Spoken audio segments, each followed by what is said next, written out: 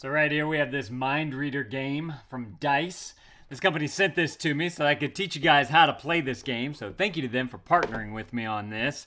So we actually played this last night with a bunch of friends. We had like 10 people come over and we were like, let's play this game. It's super fun because we were playing it as a family the night before. Give you a kind of a quick guide right there of like how to play the game with the instructions and whatnot. It's fairly simple.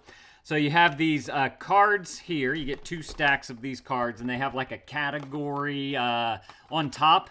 And then you have these pieces of paper in the middle, and they have just blanks where you can put your first answer, your second answer, and your third answer. Now, to save space, whenever we were playing, we kind of like, we do one turn right here, one turn in the middle, and one turn on the end. So you could use not use up the cards as fast, although they do give you a good amount of these. Another thing that I thought would be better is if they double-sided this to where you could use the back and the front for answers. But we just started writing on the back without the blank lines there, so it can work either way. And then there's also a pad right here to be able to keep track of scores as well whenever you're earning points.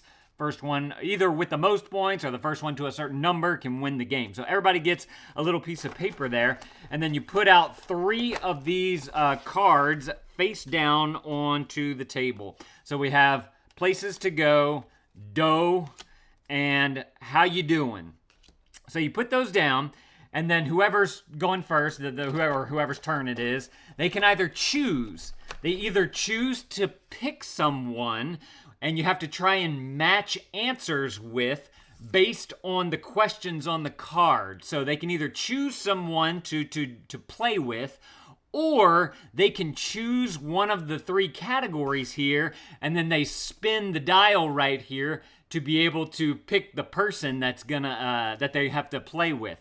One thing I gotta say is that there needs to be a little bit more room between the top and the bottom of this little spinny thing right there. I find that it has too much friction. The first time we were using it, it took us a good while to try to figure out how to get a good spin out of this. At one point, we took out a spinny thing from another game and just used that, but just I think something that could use a little bit of improvement right there. But I mean, if you learn that you take your finger, put it right here on the bottom board and just kind of throw it like that, then you get a good spin out of it. So once you know either your category or your person that you're playing with, then if you decide to pick a person to play with, then everybody else gets to pick the category that you guys have to do. So you can kind of choose whichever way you want to do it. So we'll go places to go. So there's 3 questions on the back of every card, and the people that are playing are just going to answer those questions. So name something you might find in a movie theater, name something you might find at a circus, and name something you might find in a police station.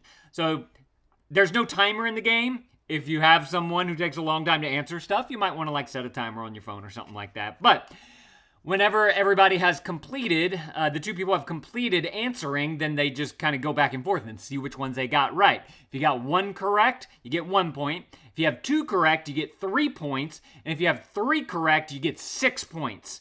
So you got to kind of either choose your category or choose the person that you're going to play with very carefully. We were trying to think of a way to where you could make this game to where everybody's playing on every question. And the only thing that we came up with, although we didn't try it yet, was that whenever somebody is partnered up with somebody and they're trying to read their minds, everybody else can have a chance to guess, and if they match the person whose turn it was, if they match their answers, even though the main other person may not match, then they would get like an additional point. I thought that would have been a cool way to play, just because it takes a little, especially if you have a lot of people, it takes a little while to kind of go around the board, and there might be other players, like the spinner's not landing on them, or people are not picking them, so it kind of just a way to incorporate everybody into each round. Makes it a little bit more fun, a little bit more energized, and not like people waiting. But great game to like get to know people, get to know how their brain thinks, try to piece together the things that y'all think about. and read their minds. So it's a great little game, a great party game. You can use it with a whole bunch of people. The questions are very simple, so if you want to play kids and adults, you can do that as well. They say that they recommend it for 3+ players and ages 10+. We were definitely, as a family, playing this with our 5-year-old, and we would just have to write down what the 5-year-old was saying, as opposed to, because he can't write yet. So I would say it's a family game too, as well, if you want to play it as a family. Y'all definitely go and check out Mind Reader if that's something that you're looking for.